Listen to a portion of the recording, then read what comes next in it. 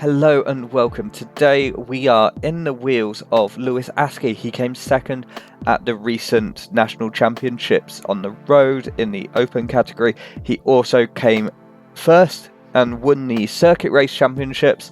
So he did get a stripy jersey out of that weekend. And yeah, shortly afterwards we chatted to him and had a lovely discussion about him, his career, the upcoming Olympic Games. I do think he should have got selected, but that's by the by. But yeah, just sit back, enjoy, and we'll talk to you again at the end. Hey, thank you so much for joining me. How are you doing? Yeah, pretty good actually. I'm feeling not too bad after a tough day yesterday. So yeah. Yeah, that it would look like for me it looked like one of those crazy British domestic days where it's just everyone smashes the ever-loving bejesus out of each other and whoever's left standing wins kind of thing. Like, Yeah, honestly, I was trying to. My plan was to keep my powder dry as long as possible yesterday, but then I nearly got caught out like on the very first lap, and I was like, oh, okay, I see how this is gonna go. And then yeah, a few different times it was a weird race where it was like everyone would go full gas, and then we'd get a nice group of like 10 off the front, and then everyone would be like, no, actually, I don't want to be here. I'm not going to ride. All right, okay. So then people would come back, and then it would go full gas again. It was like, yeah, it was confusing, but yeah. does it make a difference? Like, because you've just come out the Giro as well, and that's very, World Tour. It's very almost choreographed in a way. Like Mm. teams dictate, okay, we're going to let like four riders go, and if a fifth goes, we'll chase it and Mhm. discourage that. Does Yeah. it make a difference going from the sort of Oh, highly orchestrated stuff to yeah, massively, massively, and I think that's why I think nationals is such a fun race to do because it takes you back to kind of days of junior racing where it's kind of every man for himself, and I think or tactics almost comes into it more in a way, because it's like you haven't just got you when stuff like starts getting messy, you haven't just got someone in the car saying, "All right, now we're going to put five guys on the front, and it's just all going to come back together," kind of thing. And mm, I suppose that's also why I like racing the classics and stuff because the classics kind of tend towards that style of racing as well, where it's just a little bit messy and a little bit all over the shop. So yeah. yeah. Well, shall we start with talking about the Friday night? Because that was a crazy, crazy good day. Circuit race, national champs.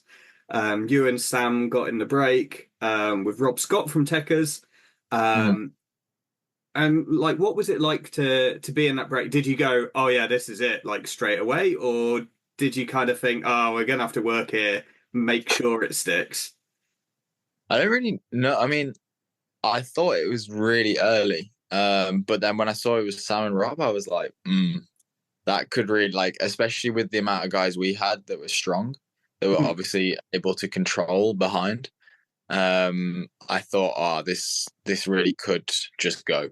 And then as soon as we got like kind of 30 seconds, I didn't think it was coming back just because the strength of the guys in the front, I thought we were going to be able to take it all the way to the line, but I did get a little bit worried towards the end because it did come back.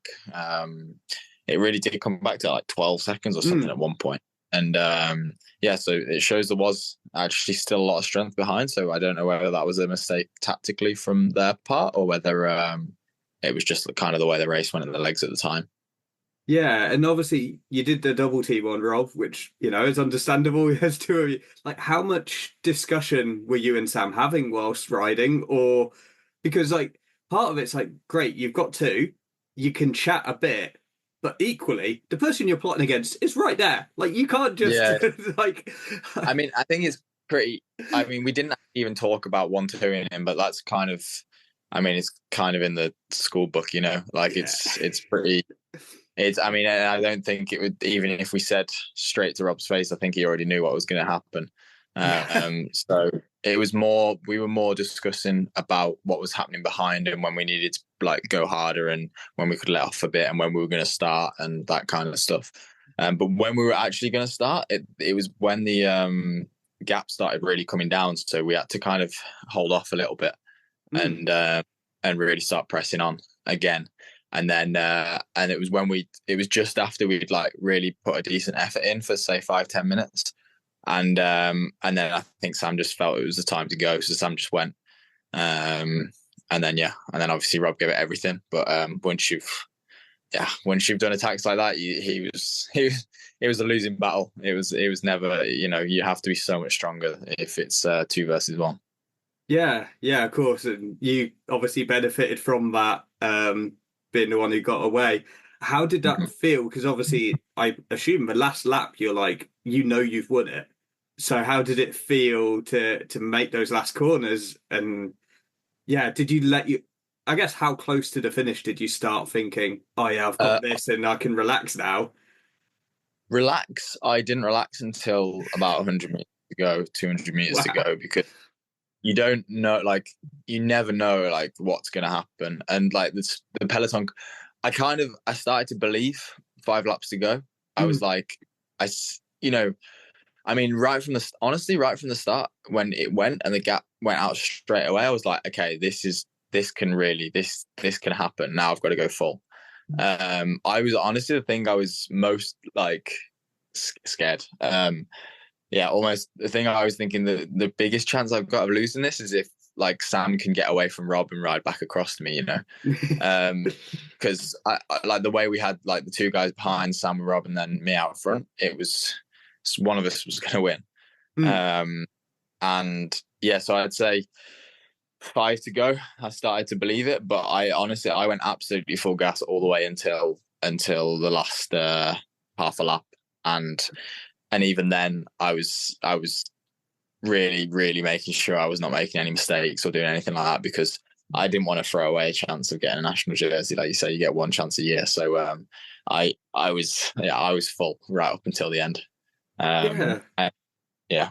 And of course, like we saw in the women's road race, like you can be in a winning position, and Sophie Wright got that puncture, and like exactly. anything can happen at any point. And even me, the lap that I attacked, it's not shown on the when I watched the race back, but when I first went, I was obviously I was taking every risk I could on the corners to get as much time. And on the bottom corner, I actually came in too hot and tried to take the corner too tight. And I rode straight into the barrier on the inside and hit my helmet and my shoulder on the barrier and bounced off. And everyone around was like, "Whoa!" But luckily I managed to hold it up. But my shoulder's in bits still actually today from that. Like, so I really just smacked straight into the fence. So it shows you how like that could have, I almost had the race sewn up by then, in a way, because like that was the winning move. So I nearly threw it all away in just one corner like that. So that's crazy, and obviously a great result for you, a great result for the team as well. With that 1, 2, 3, and on commentary they were talking about how the fact that Groupama FDJ have like invested in the British side. Like obviously there's a lot of Brits on the team now, because you've got Noah, you've got Matt, you've got yourself, obviously Sam. And then there's probably someone I've forgotten, and apologies to them. But also, like they got a DS over apparently to sort of help. Like, does that make a huge difference to you, knowing you've got that kind of team support and you're not just out there alone almost? Yeah, for sure. It's nice because it makes it just feel like all the other races we do throughout the year. Like we have that support. Like we had massages the day before.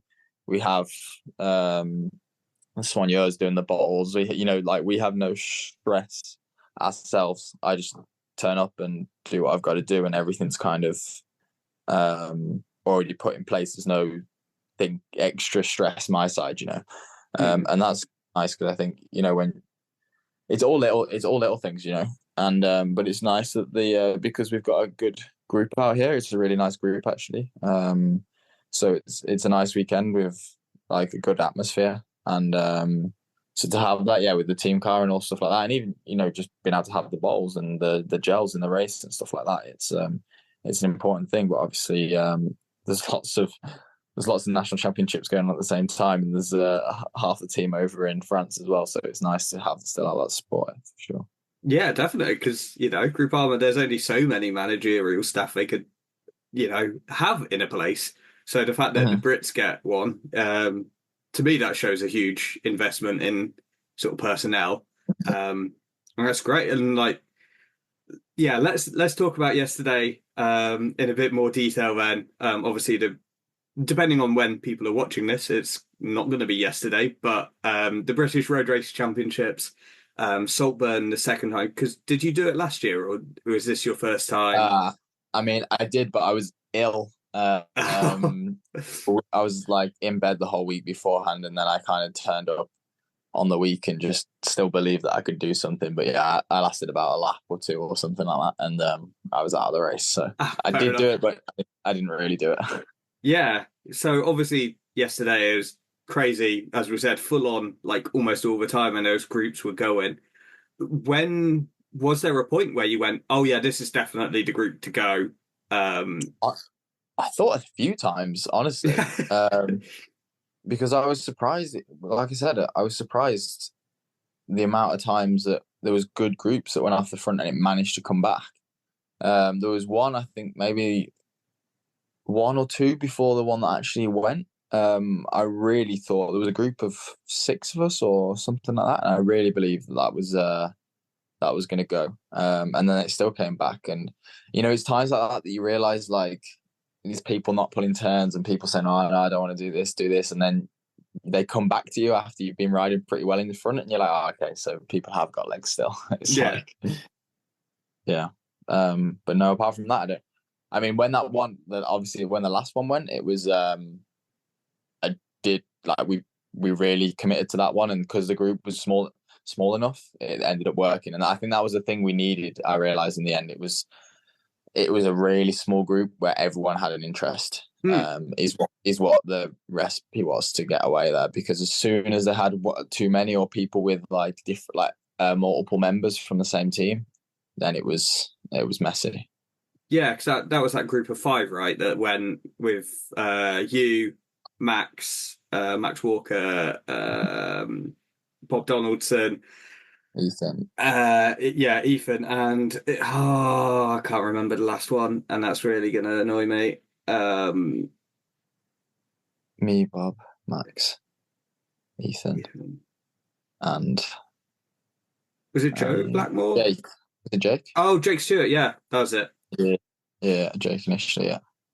Yeah, because that was a nice little group, and then was it Connor Swift got across, and it became sort of two Connor threes. It was Connor and Joe come to cross, and that's when I was like, so I was pulling quite hard before then to not allow that to happen. Yeah. And then before Joe and that came across, I attacked as well to try and just like not really. I didn't really want to get away, honestly. I just wanted to make it as hard as possible for them to get back, because I knew as soon as I was in that situation with like 2 or 3 Ineos and 2 to Israel, it was not a nice situation to be in. So as soon as that did come back together, I just went straight to the back then, and was like, that's when it kind of started to become more tactical and messy. And yeah, it wasn't long after that actually that the final 3 was decided.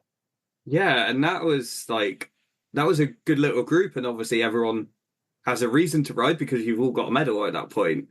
And coming into Saltburn on that last lap, like obviously you put down that huge attack, and like I was actually watching along whilst driving, like obviously not actually watching, but it was coming through the speakers. I heard you attacked. I was like, oh, this is it. Like I really believed in it. Like, did you, when you made that attack, were you like, oh yeah, I've got this? Or well, what was going through your mind as you were taking that move? I just knew, like, for me, at the end of a race like that with the fatigue, the quicker you can get over the steep bit, the better.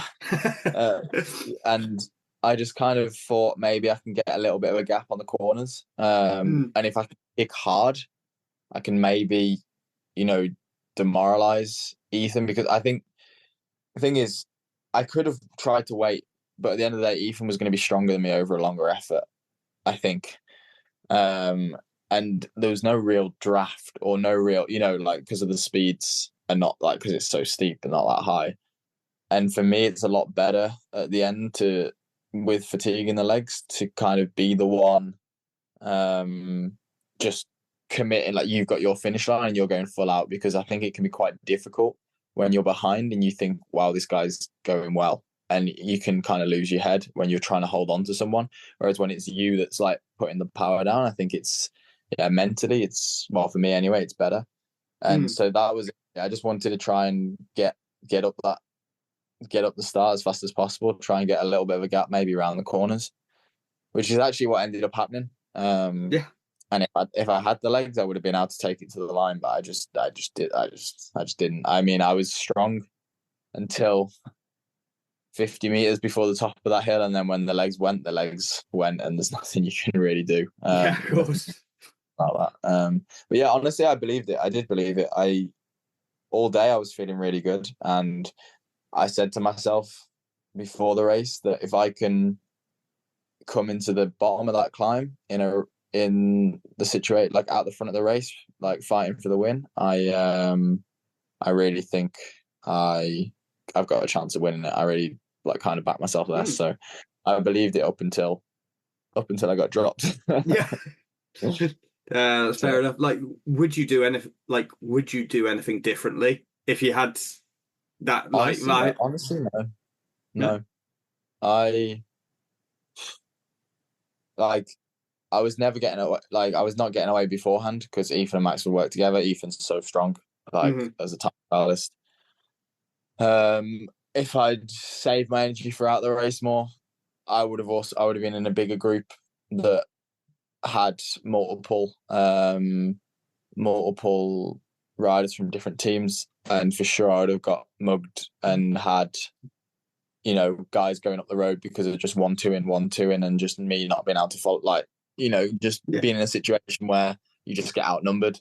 And that wasn't a situation I wanted to be in at all. I wanted my legs to be able to speak, to be able to do the talking today, and I didn't want to get taken out of the race because of a tactical situation. That was probably my number one fear, honestly. And then coming into the final, if I wait longer, I don't think it changes anything. I really don't think there was anything more I could have done differently. I could see, maybe now. So I didn't win that way, so I could see maybe if I sit on Ethan, maybe I can stay on for longer. Maybe, I don't know. But I honestly, looking back, I have no regrets of how I raced. No, and that's fair enough. And obviously, you've got a great track record at nationals. In your last 3, you've been on the podium every single time. Because cyclocross at the start of the year, you got 3rd.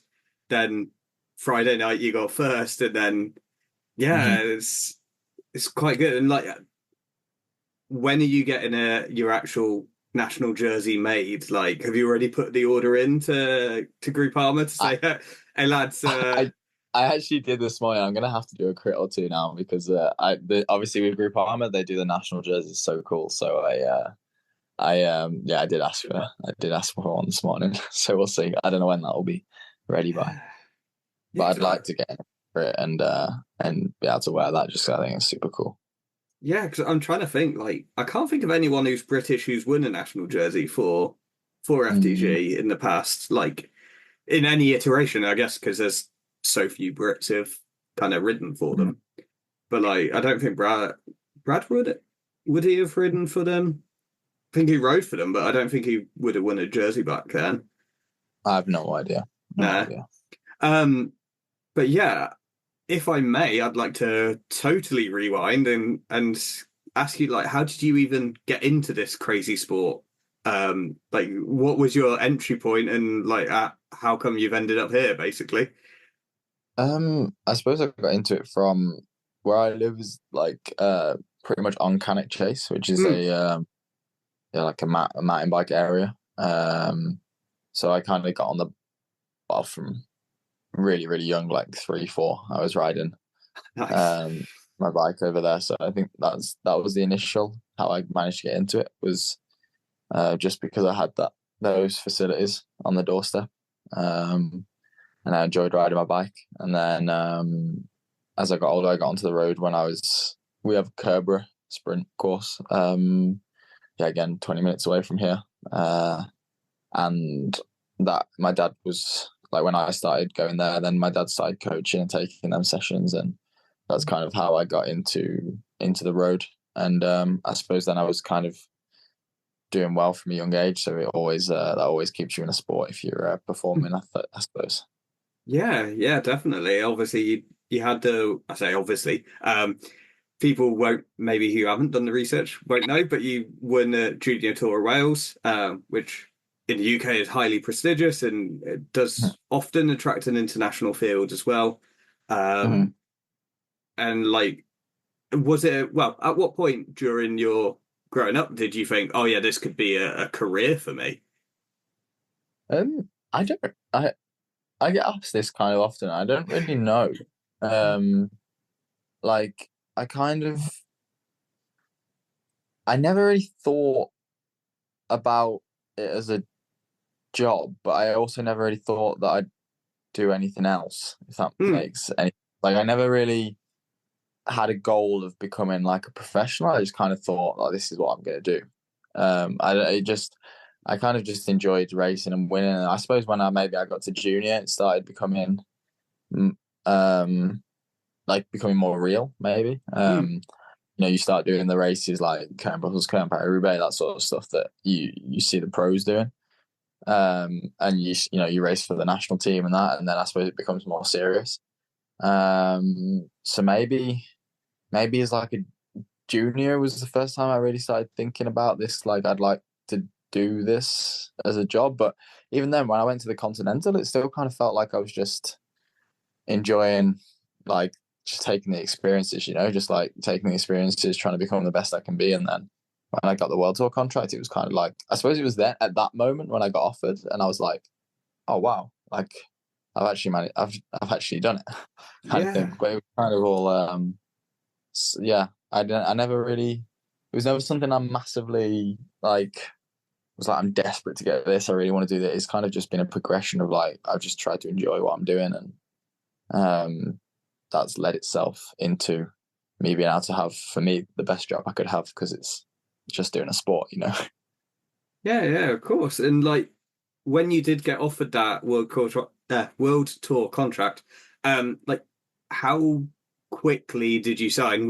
Was it something that you're like, oh, I'm really gonna have to think about this, or was it something quite quick? Because obviously you're in the Conti team at Yeah, no, Groupama's I like, I actually said no initially, whoa, okay. um, because I was second year under 23, and I didn't really see the rush to go to World Tour. Um, I felt like I'd worked for other people for the last 2 years, and I really was looking forward to being third year under 23 and actually having the team work for me and being able to win some races. Yeah. Um, so yeah, initially I actually said no to them, and it was probably I don't know, a month or so of going back and forward with the team, speaking with Mark and stuff, and them saying their point of view of why they believed that it was the right time for me to go and all that stuff, and then in the end they turned me around and I decided to go, and I was very happy in the end that I did because I feel like I just kind of stepped straight into the place that I was in the World Tour, and in that first year I was performing. So I was in the end I was happy, but at the time I was ready to win some under 23 races, because like I said to them, once I'm World Tour, I'm World Tour. There's no going back to under 23. So yeah. Yeah, of course. And that, well, how's that been for you? Because obviously you've had a chance to ride the Vuelta, the Giro. You've done Paris Roubaix, the Ronda. Lots of highly prestigious races. Like, how's it feel being on that team?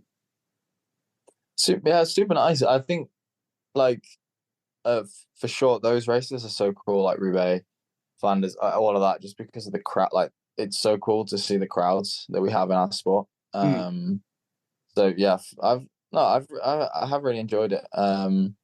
There's obviously the thing that I suppose I didn't expect was how much traveling we do. You're racing a lot. Like this year, I went did all the classics, and you're racing a couple of times a week for how many weeks, and then you're doing training camp at the start of the year, going to hmm altitude, doing sort of stuff. Then the first races, then the classics. Got back from the classics, had 1 week off, training camp for the Giro, to the Giro, do the Giro, get back, race the next weekend at Brussels, 2 weeks, and then I was in nationals, and now I'm having some time off. So it's a lot of back and forward and traveling, and yeah, you learn to definitely become a good traveler in the world tour. Yeah, because like people talk about like pros having houses is like whoever's landlord of that place, like if they're renting, probably has an easy life because it's like, yeah, it's not lived in for 200 days a year. No, for sure not. Yeah, definitely. Um, so how do you sort of see yourself as a rider? Because like looking at your results and your riding, like there's so many things you can do. And you've ridden the classics, as you said, you've ridden Grand Tours. Like, yeah, what sort of, well, and also you're winning circuit races, that's not easy to do if you're like a sort of super mountain domestique kind of guy. Mhm. Like, where do you see your attributes and your future, I guess, as a rider? Honestly, I still don't know because I can also change my body a lot. Um, Okay. like I've I can be actually really quite fast and explosive, but to be that, I have to do a lot of work, some work in the gym. But Mm. when I properly do work in the gym and fuel for it, I put on a lot of weight. Like we're talking, like at the moment, I was for nationals like around 72 kilos, something like that. And when I'm fast, like really fast, and I did this, I think 2 years ago. I came into the start of the year and I just wanted to be like as strong as I possibly could be and fast for lead outs and stuff. And I was so fast. I was so strong. I was really these 30-second efforts and that sort of stuff. I was like training with Arno. It was like I was sprinting to the line with him for like half a wheel, on these kind of efforts. But as when it went uphill, I struggled. Mm. Because there's a big difference there between 72 kg and 82 kg. It's like imagine taking an extra 20 water bottles with you. Yeah. You're gonna feel it. But it's the thing is for me, it's like trying to find out what's kind of where I'm the most useful. I suppose is like, am I best doing being heavier, being stronger, and just going to races with lead out trains and becoming a lead out man because I've got that kind of explosivity? Or what I've kind of focused on a bit more this year is being just in super good shape. And it means I can kind of perform everywhere throughout the year, rather than I can perform through the classics and all these races like Brussels Classic and Tribert Leon, these kind of like Strada, all that sort of stuff. Yeah. Where it's smaller, harder groups that come to the line and do a sprint from there. Because I think I get more out of myself throughout the year doing that, and it's more fun, I suppose, than just going to races where you kind of roll around and then it's a crazy last 20 kilometers. So yeah, we'll see. I suppose it depends on what teams want out of me as well. But personally, I think I've decided that I love racing the classics and these messy national style races. And to be like that, I just need to be in just good shape. And yeah, I lose that top end a little bit, but I get to have more fun throughout the whole year, and I can still do a solid job in the lead outs and stuff like that. It's just that I'd miss if I was focusing solely on that. Then I'd have that extra couple of percent. Yeah. Well, what would be your kind of dream classic to win then? Because there's so many of them, they're quite varied. Like you've got, Roubaix for sure. yeah, I mean, it's more impressive to win Flanders, but I just think Roubaix is just, I don't know, there's something. It's just cool. It's just cool. I feel like there's more. I don't know why. I just feel like there's more. It's more prestigious for me. I mean, as a cyclist, I think it's more impressive to win Flanders. I just feel like Roubaix is like mad. I don't know. It's just cool. I feel like Roubaix is the one you want to win. Well, that's the one I would want to win anyway. yeah, of course. And kind of speaking of kind of classic style races, like have there been discussions about the Olympics for you, or is that something that's like next year? Well, not next year, but next cycle, and next time Yeah, round. I don't know if stuff's been announced yet or not. Hmm. But yeah, so I don't actually know what I'm allowed to say on that stuff. It would be something I'd love to do. Something that I don't actually know what is being said, but I work well. It depends what's going on, but I'm in the mix of riders to be going. So, but probably not in that initial squad. So yeah. Yeah, I mean, I can say this because I'm not you. I can get myself into trouble if I want. Like to me, you're the type of rider I'd want there because you suit that kind of chaos almost. Like to podium at Yeah, yeah. nationals, you have to be good at that style of racing, you know. And also you've done all the classics. It's kind of it almost feels like an everyman course in a way. Like No, most I definitely agree. I think it's a course that I'd perform well on. So yeah. Yeah. Obviously, I hope the British selectors share that mentality with me. It'll be interesting to see what the final selection is. I think there's a lot of good British riders. And obviously, Mhm. the teams being only four is like that Yeah, changes it a lot because it's yeah, like, you have to have someone to be almost a domestique, or do you just have a team of hitters and yeah. just say, off you go, like race your best. Yeah, I think this year, I think on a course like that, you probably just need a team of hitters, honestly, Yeah.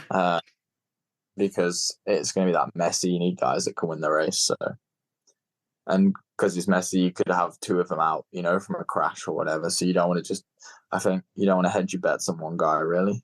Mm. Yeah, that's a good point. I'm trying to think who I'd pick, but that's a discussion for another day. Um, Other than potentially riding that, like, what are your kind of ambitions for the rest of the year and just for your career in general? Like, what do you want to Don't be really, doing? don't really know Hmm. at the moment, honestly. For the moment, I'm just going to enjoy having a little bit of time off and then speak about what we'll do for the end of the season. But in general, for my career, I'd love to win some classic races. Get some big results in these kind of races. That would be the dream. And then obviously everyone wants to win world championships and stuff like that. But um, yeah, in general, just for me, the most important races are the classics. So to get a big classics result would be awesome. And they're the main things I'd like to focus on, I think. Would you put that ahead of winning like a tour stage? Would you go, actually, I'd rather win like Mm, Roubaix, I guess, is next level, but those sort of classic semi-classics like again Vervugem or like that's tough, but the thing that's most tough about that is like I would prefer to win like again Wevelgem, yeah, but then I feel like in like the non-cycling community, if you've wanted to like winning a tour stage is probably just bigger. yeah. Um, but like Well, I especially think as well for yeah, FDJ, like winning a tour stage for them was yeah, huge for a French team. yeah, for sure. But I don't know. For me, like I'd prefer to win. Like for me personally, I'd prefer to win a classic, but I it's probably better for your career, and I don't know, or better if you just if you can say you won a Tour de France stage, that's cool, though. But yeah, I don't know. That's a tough one. It's a tough one. I don't really, I haven't thought about it. Yeah, Yeah, yeah. yeah, no worries. Final thing then is like, how can people keep up with what you're doing, you know, news about you, find out, how you're riding, where you're riding, that sort of thing. Good point. I suppose the team social media and stuff like that. Mine's pretty rubbish, really. I don't really use social media that much, but I suppose I put up stuff when the important stuff's going on. I should probably be better at it, but I I like to just get on with my own little life. Yeah. So yeah, the team socials and my socials, I suppose. Yeah, well, they'll both be both on screen. Will have been within the last minute or so, and they'll also be in the show notes. So if anyone's interested, they can look there. And other than that, just yeah, thank you so much for your time. Thank you very much.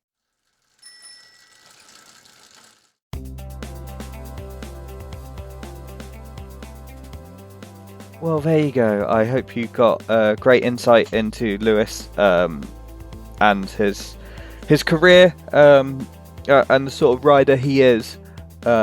He's a hugely talented rider, and I know there's bigger and better things to come from him. So let's keep an eye on him. Ta-ta!